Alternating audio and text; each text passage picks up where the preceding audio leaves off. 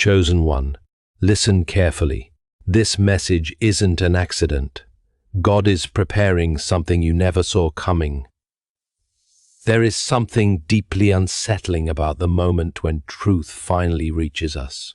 Not because truth is cruel, but because it quietly dismantles every illusion we have mistaken for reality. Human beings possess a remarkable ability to live comfortably beside false assumptions. We convince ourselves that what is familiar must also be true, that what has lasted must also be right, and that what feels safe must therefore be ordained by God. Yet history, scripture, and experience repeatedly remind us that the greatest acts of divine mercy often begin with revelation rather than comfort. Before God changes our circumstances, He changes our vision. That is why I want you to consider something with complete seriousness. The next 20 to 1 minutes may become more significant than you expect. Not because time itself possesses any mystical power, but because God often chooses a single moment of understanding to accomplish what years of confusion could never achieve. Entire lives have changed because one person finally saw what had been standing before them all along. The greatest miracles are not always the opening of doors. Sometimes they are the opening of eyes. When God says, "You will finally see the truth," He is not merely promising new information. He is inviting you into a different way of seeing reality itself. There is a profound difference between possessing facts and possessing wisdom. Facts inform the mind. Truth transforms the soul. Many people know countless things about God while remaining blind to what He is doing in their own lives. Others search endlessly for dramatic signs, never realizing that heaven has been whispering to them through ordinary moments all along. One of the greatest challenges of faith is that God rarely reveals everything at once. He allows understanding to unfold gradually, not because He delights in mystery for its own sake, but because the human heart can only bear truth in proportion to its willingness to receive it. Revelation without preparation often produces fear instead of freedom. God, in His wisdom, prepares the heart before He uncovers what has been hidden. Psychology confirms what Scripture has long declared. We do not simply see the world as it is, we see it through the lens of our expectations, fears, and past experiences. A wounded heart interprets kindness with suspicion. A disappointed soul expects every promise to end in failure. The mind quietly constructs stories that feel like truth, even when they are built upon incomplete evidence. We become prisoners of conclusions we never questioned. Faith interrupts that pattern. It does not ask us to ignore reality, nor does it demand blind optimism. Instead, it invites us to recognize that reality is larger than our immediate perception. C.S. Lewis often observed that our understanding of the world is limited, while God's perspective encompasses both the beginning and the end. What appears confusing from our position may, from heaven's view, be perfectly ordered. Perhaps the truth God is about to reveal is not hidden because He was withholding it. Perhaps it remained unseen because your heart was still learning how to recognize it.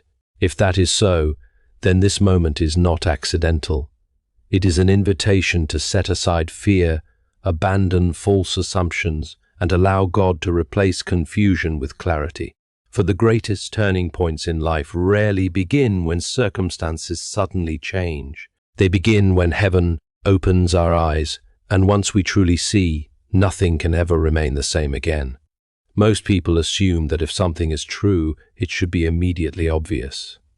We imagine truth as a bright light that instantly removes every shadow. Yet God's way of revealing truth is often far more patient than our expectations. He is not simply interested in showing us what is real. He is interested in preparing us to receive what is real. There is a profound difference between exposing a truth and equipping a heart to live with it. The first merely informs us. The second transforms us. This is why many of the answers we desperately seek seem delayed. We ask why God does not simply tell us everything now. Why not reveal who can be trusted, which path we should choose, or why certain disappointments have entered our lives? The answer is not that God enjoys mystery for its own sake. Rather, he understands that truth without preparation can become a burden instead of a blessing. A child may be given the keys to a great kingdom one day, but not before learning how to carry the responsibility that comes with them. Throughout Scripture, this pattern appears again and again. Joseph received dreams of leadership long before he possessed the character to govern wisely. Moses spent decades in the wilderness before leading a nation. Even the disciples walked beside Christ for years before fully understanding the mission unfolding before them. God was never withholding his purpose from them out of cruelty. He was shaping them until revelation would produce obedience instead of confusion. This principle extends beyond biblical history into the psychology of everyday life. Human beings often mistake readiness for knowledge. We think that if we simply knew more, we would make better decisions. Yet, experience proves otherwise. People frequently possess the correct information while continuing to choose destructive paths because their hearts remain unchanged. Wisdom is not measured by what the mind collects, but by what the soul is prepared to embrace. Our emotional wounds often act like stained glass, coloring everything we see. Someone who has repeatedly experienced betrayal begins expecting betrayal even from those who have shown nothing but kindness. A person who has known constant rejection may interpret silence as abandonment and patience as indifference. The facts have not changed, but perception has. Fear quietly rewrites reality until false conclusions feel more convincing than the truth itself. Perhaps that is why Jesus so often spoke about having eyes to see and ears to hear. He was not questioning physical sight or hearing. He was speaking about spiritual perception. Two people can witness the same event while walking away with entirely different understandings, because the condition of the heart determines how truth is received. One sees evidence of God's faithfulness. The other sees only coincidence. One recognizes an invitation to trust. The other notices only uncertainty. C.S. Lewis frequently suggested that pride is among the greatest barriers to genuine understanding. Pride convinces us that we already know enough, that our judgments are complete, and that our conclusions require no further examination.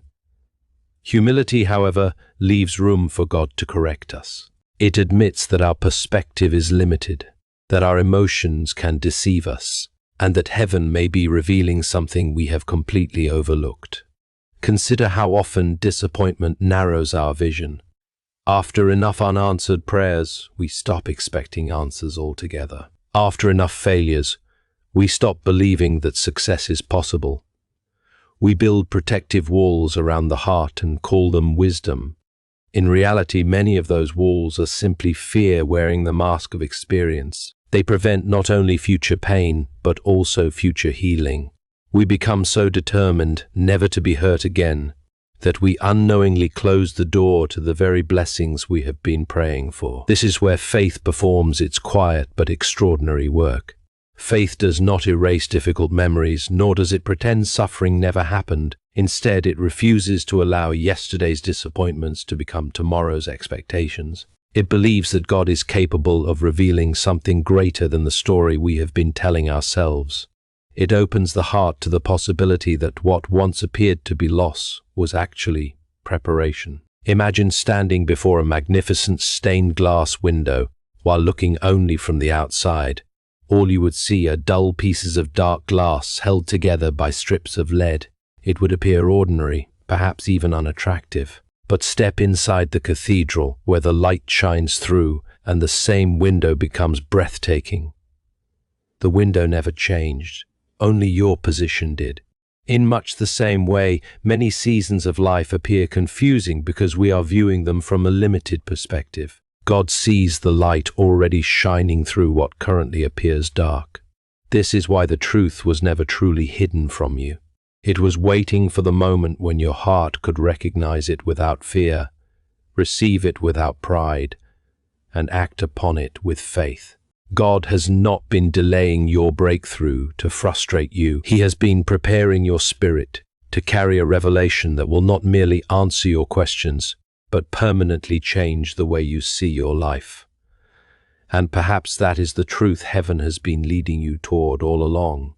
Before God transforms your circumstances, He transforms your vision. Once your eyes begin to see as He sees, the confusion that once controlled your life loses its power forever. One of the greatest misconceptions about spiritual warfare is that it always arrives through visible conflict. We imagine dramatic opposition, overwhelming hardship, or unmistakable attacks against our circumstances. Yet some of the fiercest battles are fought where no one else can see them. They take place in the quiet chambers of the mind, where thoughts become beliefs, beliefs become decisions, and decisions ultimately become the direction of a life. Long before a person's circumstances change, their thinking has already begun shaping the future they will experience. This is why the battle for truth is, at its deepest level, a battle for perception.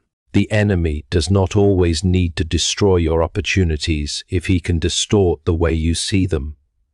He does not always need to close every door if he can convince you that every door is already closed. A heart filled with confusion can stand before an open path and still believe there is nowhere to go. The prison is no longer outside, it has been constructed within. Scripture repeatedly points us toward this reality. The Apostle Paul urges believers to be transformed by the renewing of their minds, not merely by changing their surroundings. That instruction reveals something remarkable. God understands that lasting transformation begins internally before it becomes visible externally. A renewed mind sees the same world through entirely different eyes. It notices hope where fear once ruled, purpose where chaos once seemed absolute, and divine guidance where coincidence once appeared to be the only explanation. Psychology reaches a similar conclusion through a different language.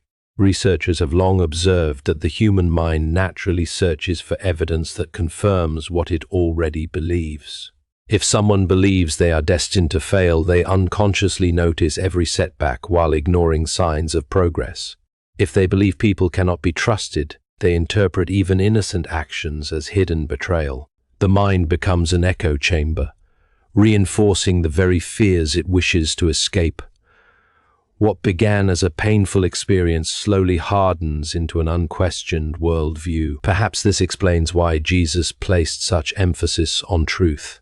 He declared that the truth would set people free, not because truth removes every difficulty overnight, but because it breaks the chains of deception that quietly govern the human heart. Freedom begins when false narratives lose their authority. A person who finally sees reality through God's wisdom is no longer controlled by every fearful thought that passes through the mind. C.S. Lewis understood this battle with remarkable clarity. He often suggested that evil rarely begins with spectacular acts of rebellion. More often, it begins with subtle distortions, small compromises, quiet rationalizations, and persistent whispers that slowly reshape the way we think. The danger of deception is not merely that it tells lies. Its greatest danger is that it mixes enough truth with enough falsehood to become believable. That is why discernment requires more than intelligence. It requires humility before God. Think about how anxiety operates. It convinces us that imagined futures deserve more attention than present realities. It invites us to rehearse disasters that have never occurred, while overlooking the countless ways God has already sustained us. The mind races ahead, constructing stories of failure, rejection, and loss. Yet most of those stories never become reality. We exhaust ourselves fighting shadows instead of walking in the light already given to us.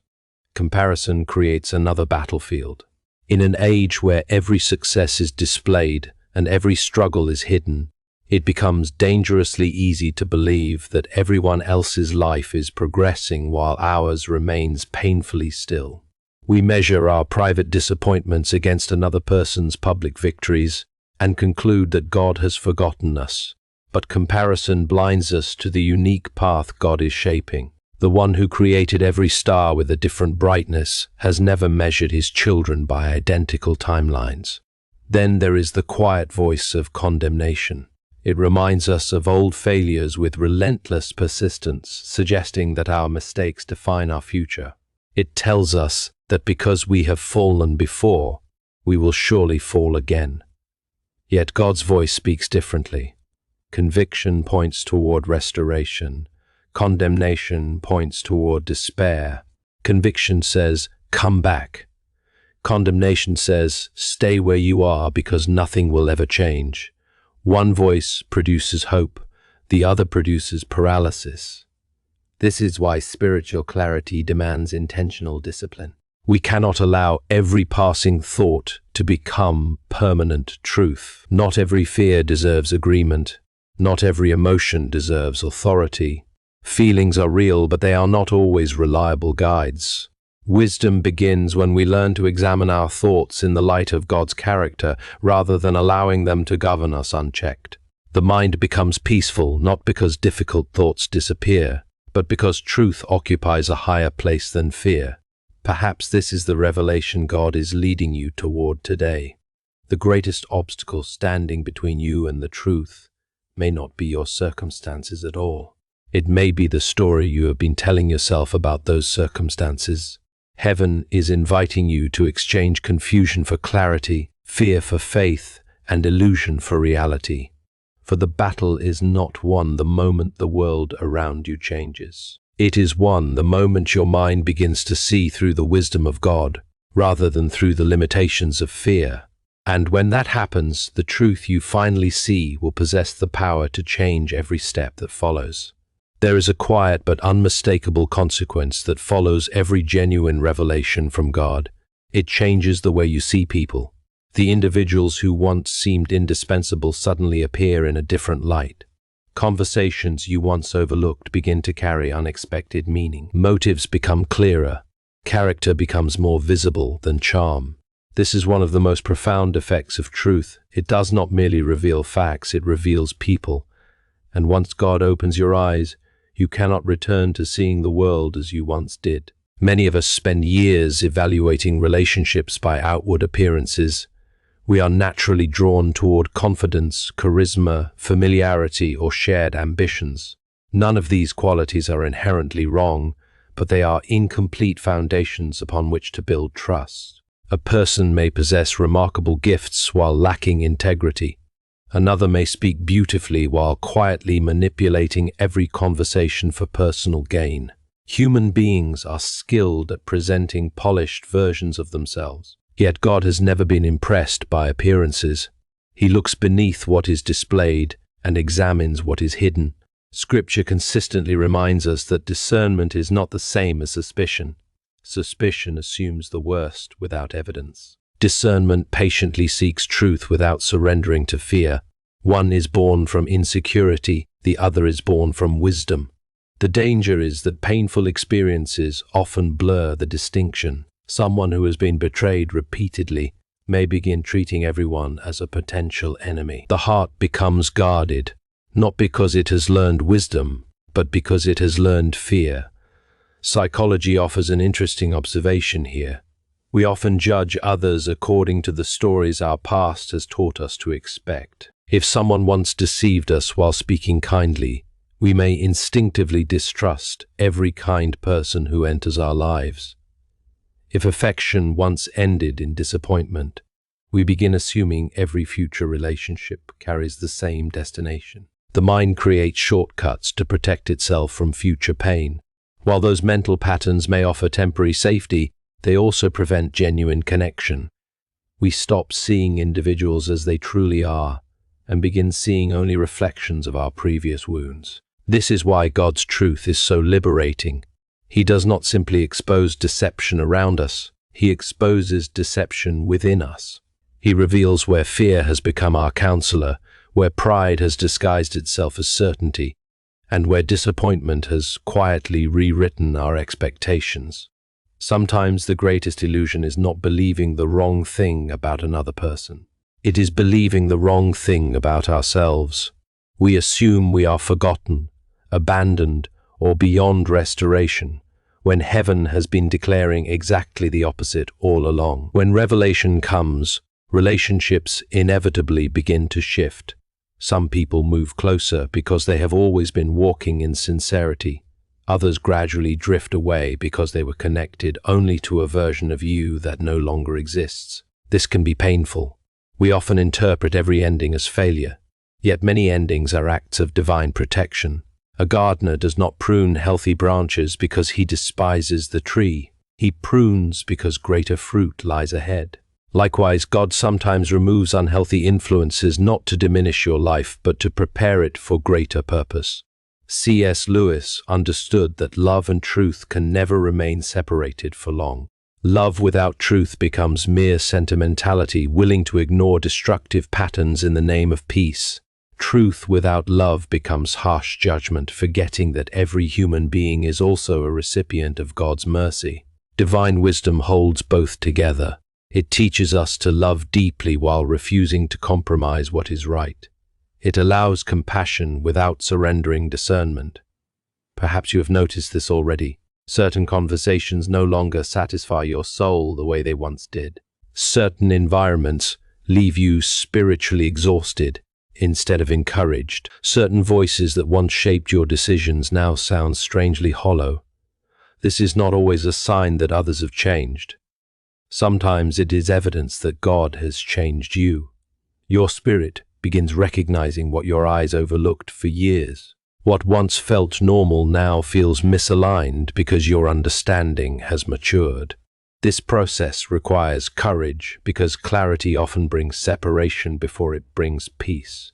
There are moments when walking in truth means disappointing people who benefited from your confusion. There are relationships built upon unhealthy dependence, hidden manipulation, or mutual compromise that cannot survive the light of God's revelation.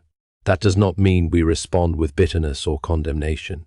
It means we choose obedience over approval. We trust that the God who removes unhealthy connections is also faithful to establish relationships rooted in honesty, grace, and purpose. The remarkable thing about divine revelation is that it never leaves life empty. Every door God closes protects something greater than what it removes. Every false attachment he exposes creates space for genuine fellowship. Every illusion he dismantles prepares the foundation for lasting peace. What initially feels like loss often becomes the beginning of extraordinary freedom. So if God is allowing you to see people differently, resist the temptation to mourn only what is leaving. Instead, ask what truth is making room to enter. The relationships that endure the light of revelation will be stronger because they are built on authenticity rather than appearance. And the ones that fade were never capable of carrying the future God was preparing for you. For when heaven reveals the truth, every relationship is redefined. Not to leave you isolated, but to surround you with what is genuine, life-giving, and aligned with God's eternal purpose.